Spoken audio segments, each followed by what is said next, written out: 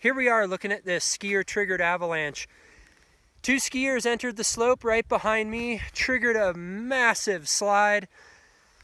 They didn't go very far, luckily, super lucky. They stopped right here on this bench instead of taking the full ride through trees, a gully, and ending up 2,000 feet below, piling up deeply by the creek bottom. This avalanche is about 800 feet wide, anywhere from 3 to 5 feet deep. All right, Utah, we just had this avalanche, so now what? That's the question, right?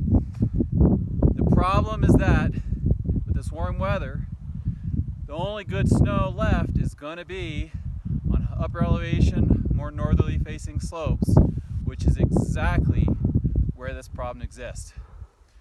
It's just one of those years.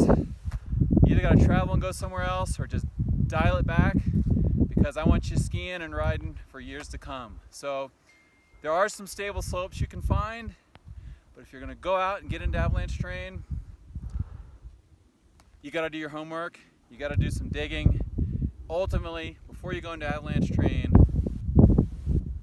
you got to be able to justify it. You need some reasons why you think it's safe to go there.